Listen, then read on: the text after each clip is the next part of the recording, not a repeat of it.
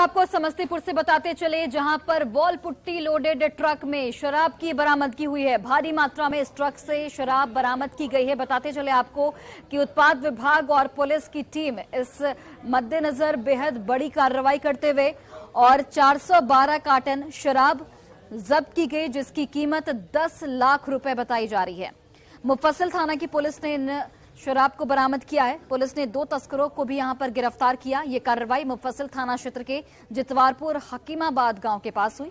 जानकारी ये भी निकलकर सामने आ रही है कि ट्रक झारखंड के दुमका से शराब की डिलीवरी देने के लिए समस्तीपुर पहुंचा था।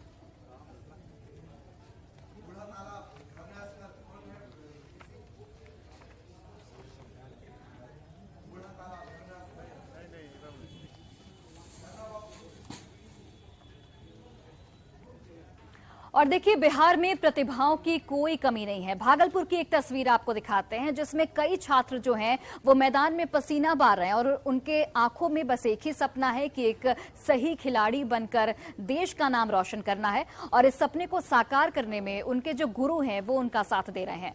विकास कुमार सिंह के एक स्पेशल रिपोर्ट को आप देखिए।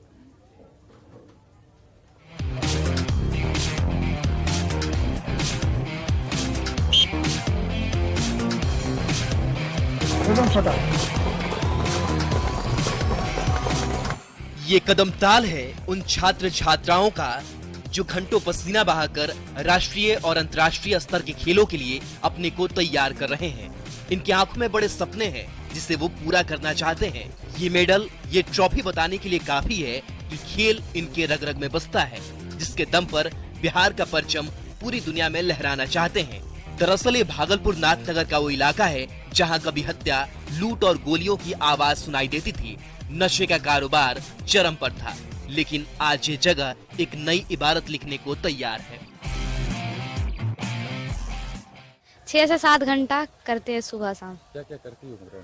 रिपटेशन मारते हैं, हैनी करते हैं, कूल डाउन जाते हैं, बैनर पे होल्डिंग करते हैं। उसके बाद सर से बात करके सर देखते हैं प्रैक्टिस।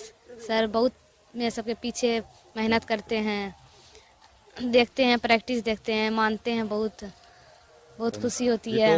उम्मीद है कि देश के लिए मेडल जीत सकते हैं। भरोसा है? हाँ, भरोसा है। इस ग्राउंड से तैयार होकर कई छात्र अब तक नेशनल गेम्स में हिस्सा ले चुके हैं, लेकिन खिलाड़ियों के मन में एक कसक जरूर है कि बिहार में संसाधनों की कमी की वजह से इनके सपनों पर ग्रहण ना लग जाए।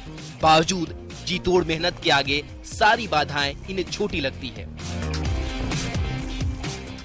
तो सरकार से मदद की आस? जी हाँ, सरकार से बिल्कुल मदद की आस है। सरकार जो अपनी योजनाएं लाती भी है वो हम लोग के पास पहुंचने में बहुत समय लग जाता है। यहाँ तक कि अगर 100% में हम लोग के पास 10% या 20% ही पहुंच पाता है, बाकी तो आता ही नहीं है।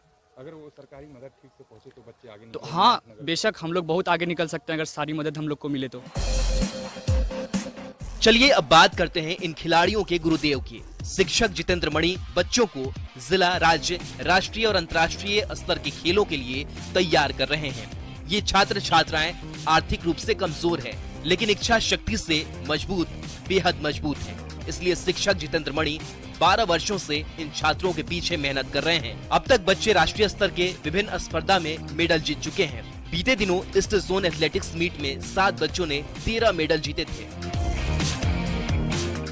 काफ़ी ज़्यादा प्रतिभाएं, आपको जान के आश्चर्य होगा कि अभी बिहार में जो कोई भी स्पर्धा हो, खास करके एथलेटिक्स का जो भी स्पर्धा हो, उसमें बिहार के स्तर पर मेरे मेडलों का अंबार लगा देता है ये लोग। और जब ये लोग वहाँ से वापस आते हैं तो इतना मेरे हाथ में मेडल दे देता है, तो मेरा सारा जो है ना क्या कहा जाए उसको, मेहनत, उसमें और जान आ जाती है और फिर नए अंदाज के साथ फिर लग जाते हैं पुनः उसी काम पे।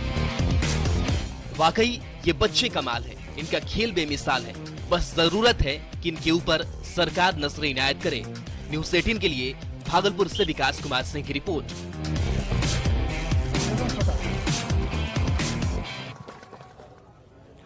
और बड़ी खबर आपको रांची से बताते चले, जहां पर घायल सीआरपीएफ जवान को दिल्ली भेजा गया है। एयरलिफ्ट के जरिए जवान को दिल्ली भेजा गया है। बताते चले आपको कि रिम्स के ट्रॉमा सेंटर में घायल जवान का इलाज चल रहा था।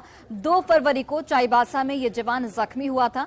ब्लास्ट में 3 सीआरपीएफ के जवान जख्मी हुए थे। घायल जवान राकेश पाठक की फिलहाल स्थिति गंभीर बताई जा रही है और इसी के मद्देनजर जवान को दिल्ली एयरलिफ्ट किया गया है। ग्रीन कॉरिडोर बनाकर एयरपोर्ट ले जाया गया।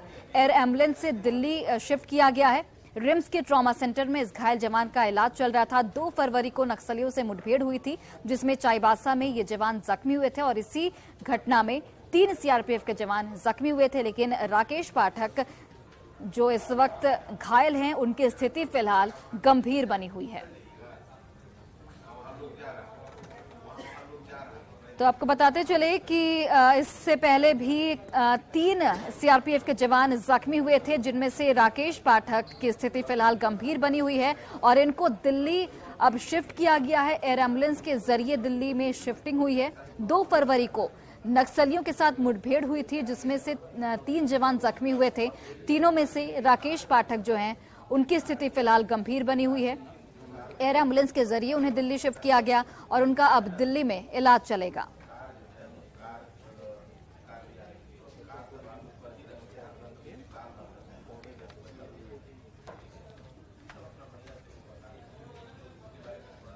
और फिलहाल इस बुलेटिन में बस इतना ही। आप देखते रहिए न्यूज़ 18 बिहार झारखंड।